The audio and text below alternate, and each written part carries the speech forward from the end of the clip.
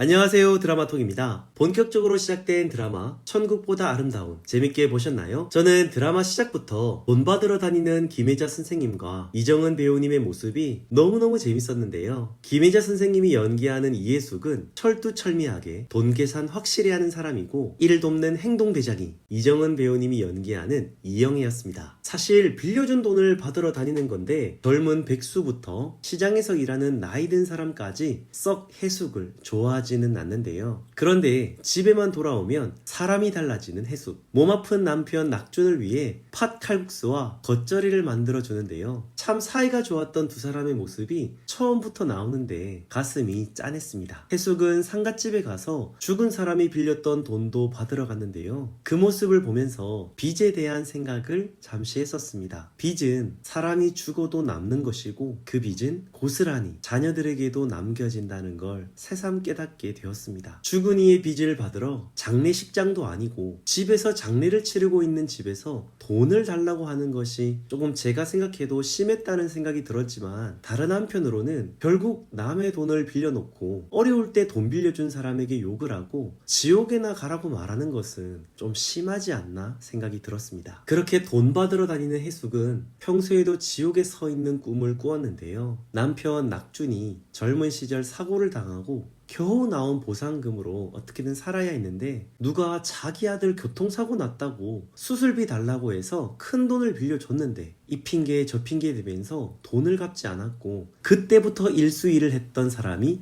해숙이었습니다. 제가 생각했던 것처럼 돈을 빌려갈 때는 은인이라고 하면서 고마워하지만 막상 돈 달라고 하면 온갖 욕을 먹는 일이 일수일이고 그런 해숙의 삶은 결코 좋을 수만은 없었습니다. 지금 함께 살게 된 영애도 돈 빌려간 사람이 돈을 안 갚고 어린 딸 영애에겐 폭력까지 행사해서 해숙이 불쌍한 영애를 데려와서 사는 건데요. 두 사람의 찰떡 호흡으로 빌려간 돈을 받는 장면들이 솔직히 좀 비현실적이면서도 재밌었습니다. 빌린 돈은 꼭 갚아야 합니다. 남편 낙준이 죽고 1년 뒤 해숙은 영애를 남겨두고 결국 세상을 떠나는데요. 현대판 저승사자가 나타나서 중력이 사라진 해숙에게 팔찌를 끼워주고 해숙은 지하철을 타고 사후세계로 갑니다. 1화에서 하이라이트는 역시 지옥행 열차 장면인데요. 현실에서는 볼 수 없는 지옥은 상상력이 관건인데 이 작품에서 지옥역에 도착했을 때의 분위기는 그야말로 아수라장입니다. 몸이 자동으로 반응하고 지옥 속으로 빨려 들어가는 장면은 진짜 살벌했는데요. 함께 최후를 맞이했다 하더라도 그 결과가 다른 것도 인상적이었습니다. 남매가 같이 왔지만 한 사람은 지옥에 한 사람은 천국에서 내리는 장면이나 저마다 자기가 믿는 신을 향해 빌고 또 빌어도 어떤 사람은 지옥에 어떤 사람은 천국에 내리는 것을 볼 수 있습니다. 이로 볼 때 결국 마지막 길은 각자에게 달려있다는 걸 알 수 있었죠. 또 참 재미있었던 건 천국에 도착했을 때 검색대가 있고 이 땅에서 가지고 있던 것들은 들고 갈 수가 없다는 것이었는데요. 엄청나게 많은 돈다발이며 통장, 지갑, 전자제품, 문제지, 트로피, 소중한 사람들과 함께 찍은 사진, 그리고 우리의 히어로 임영웅 포스터까지. 돈 때문에 고생했던 아줌마가 평생을 일해서 번 돈을 정작 자녀들에게 전달하지 못하고 죽은 슬픈 사연도 있고 큰 불이 난 건물에 어린 여자아이를 구하다가 결국 두 사람 모두 죽어서 천국에서 만난 장면들은 너무 제 마음을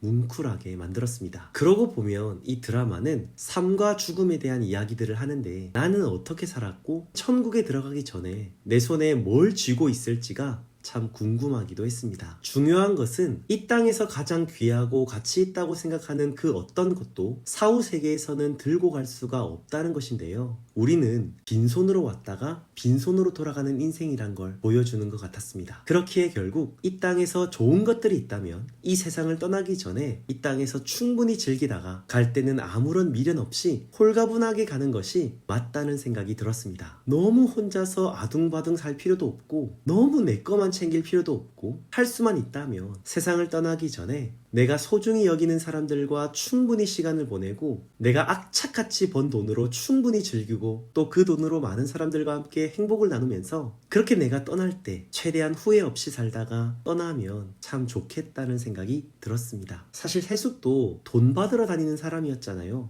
돈이 참 중요하다고 여겼지만 해숙은 그렇게 열심히 벌었던 돈, 그 돈 결국 천국에서는 아무런 필요도 없다는 걸 깨닫지 않았을까요? 그렇게 1화의 마지막엔 해숙과 낙준이 재회를 하는데 해숙이 낙준을 만나기 전에 그 설레임과 정말 가슴이 콩닥콩닥해지는 순간이었는데 정작 딱 두 사람이 만났을 때는 낙준이 너무 큰 충격을 받는 장면이 나옵니다. 진짜 손석구 배우님의 표정 연기가 너무 웃겼는데요. 젊은 20대 해숙이 아니라 80대 해숙의 모습으로 그대로 왔기 때문에 진짜 당황해하는 모습이 최고였습니다. 2화가 시작되면서 보여준 것은 젊어진 낙준의 건강한 다리였습니다. 젊은 나이에 너무 일찍 사고를 당한 낙준은 평생을 제대로 걷지 못했기에 그는 숨이 턱까지 차오를 정도로 달려보는 것이 소원이었습니다. 하지만 젊어진 낙준은 천국에서 그것도 해숙의 앞에서 마음껏 뛰어다녔고 심지어 해숙을 등에 업고 뛰어다녔습니다. 이 땅에 있을 때 그토록 하고 싶었던 일, 너무 평범한 일이지만 사고 이후로 그 평범한 것조차 할 수 없었는데 천국에 오니 그걸 하고 있었습니다. 그렇게 해맑은 젊은 남편을 보니 해숙도 덩달아 기분이 좋고 그걸 지켜보는 저도 너무 좋았습니다. 이 장면을 보면서 문득 진짜 행복이 뭘까라는 생각이 들었습니다. 어쩌면 행복이라는 것은 뭔가 거창한 걸 해서 오는 게 아니라 일상에서도 나의 소중한 사람들과 함께 평범한 시간들을 보내는 것도 행복일 수 있겠다라는 생각이 들었습니다. 낙준은 아파본 사람이기 때문에 해숙은 아픈 남편을 돌봤기 때문에 걷고 뛰며 마음껏 달릴 수 있다는 것이 얼마나 감사한 일인지를 알고 있었습니다. 그리고 해숙은 남편 낙준이 그녀와 함께 살기 위해 만든 너무나도 아름다운 집을 구경하는데요. 사랑하는 남편도 젊어졌고 집도 아름다운데 단 하나 걸리는 것은 해숙만 혼자 80대 노인이라는 점입니다. 그래서 해숙은 이곳 천국에 자신은 어울리지 않는다고 생각을 하는데요. 드라마는 해숙이 늙은 몸으로 천국에 와서 너무 괴로워하는 이야기들을 쭉 보여주다가 영애와 만났던 에피소드를 보여줍니다. 저는 이 에피소드가 너무 가슴에 와닿았는데요. 해숙은 빌린 돈 받으러 어느 집에 찾아갔습니다. 그곳엔 어린 영애가 차가운 방바닥에서 라면을 먹고 있는데요. 입이 돌아갈 정도로 얼음장 같은 곳에서 어린 아이는 혼자서 긴 시간을 보냈던 겁니다. 아마도 해숙은 돈 빌린 아버지는 너무 나쁜 놈이지만 그런 나쁜 놈의 딸은 죄가 없다고 생각하지 않았을까요? 그래서 해숙은 영애를 위해 이 망할 집구석에 연탄불을 피워줬고 집에서 맨날 맛없는 라면을 먹는 영애를 위해 도시락을 싸주었습니다. 그러니 영애에게 있어 해숙은 엄마와 같았던 것이죠. 그렇게 아주 어릴 때부터 함께 지냈던 해숙이 떠나고 홀로 남은 영애의 눈물은 마를 날이 없는데요.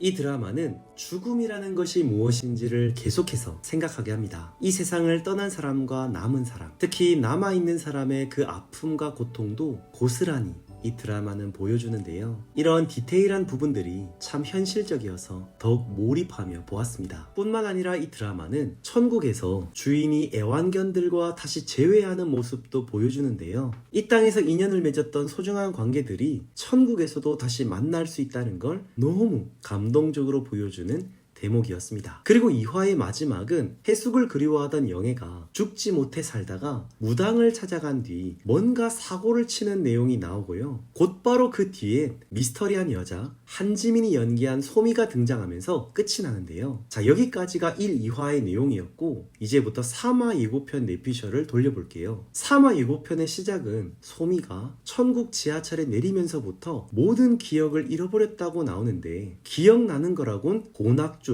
그 이름 하나라고 합니다. 갑자기 나타난 소미 때문에 낙준과 해숙의 관계에는 큰 위기를 맞게 되고요. 결국 해숙은 낙준에게 그녀를 집에서 내보내라고 합니다. 천국에서의 삶이 너무 힘든 해숙은 아무도 찾지 않는 교회도 찾아가고 낙원행 버스를 타고 과거로 돌아가는 것도 우리는 알 수가 있는데요. 아마도 3화에서는 해숙이 자신의 과거를 여행하는 내용들이 쭉 나올 것으로 보입니다. 여기서 제 뇌피셜을 좀 돌려보면 이 과거로 돌아갈 때 시간을 조금씩 거꾸로 돌아가면서 과거를 보여주지 않을까 생각이 들었는데요. 그리고 그 과거를 돌아갈 때에 엄마도 만나고 그 속에 소중했던 지인들도 만나지 않을까 싶습니다. 자, 그런데 많은 분들이 궁금해하시는 한지민, 소민은 도대체 누구일까? 이 한지민의 정체에 대해서 정말 사람들이 말이 많은데요. 저는 근데 많은 분들이 예상하신 것처럼 왜 자꾸 해숙의 과거의 모습일 거란 생각이 드는 걸까요? 물론 말이 안 되는 게 좀 많기는 합니다. 첫째, 자신의 과거의 모습을 해숙이 모른다는 게 일단 말이 안 되고, 둘째, 젊었을 때 만난 낙준도 그녀의 젊은 모습을 모른다는 게 역시 말이 안 되죠. 셋째, 이미 해숙이 있는데 또 다른 해숙이 온다는 것도 역시 말이 안 됩니다. 이렇게나 말이 안 되는 게 너무너무 많지만 그럼에도 말이 안 되는 드라마니까 한지민이 젊은 해숙이라고 생각했던 제 나름대로의 이유를 좀 말씀드릴게요. 첫째, 지금 이 드라마에서는 과거의 해숙을 의도적으로 보여주지 않는다는 점입니다. 둘째, 여기 천국을 보니까 기억을 잊게 해주는 그런 서비스도 있는 것 같더라고요. 셋째, 소미가 해숙의 과거라는 이 내용이 가장 드라마틱한 내용이 나올 것 같다는 생각에서입니다. 아마도 이 드라마는 지속해서 해숙을 중심으로 죽음 이전의 모습들, 살아있을 때의 과거 모습들을 계속 보여줄 것으로 보이는데요. 이걸 보여주는 이유가 여러 가지 있겠지만 그 중에서도 유력한 한 가지는 이 땅에서의 삶이 너무 힘들고 지쳐서 여유 없이 앞만 보고 달려야만 했던 인생에서 자신을 잃어버리고 살았던 해숙의 모습을 우리에게 보여주기 위함은 아닐까. 즉, 자기 자신도 돌아보지 못한 해숙의 이야기를 우리에게 들려주기 위해서 젊었을 때 해숙을 만나게 해주는 것은 아닐까? 그런 생각이 계속 들었거든요. 미래의 내가 과거의 나를 만난다면 나는 나 자신에게 무슨 말을 해줄 수 있을까? 그런 생각이 들더라고요. 그런 관점에서 본다면 한지민은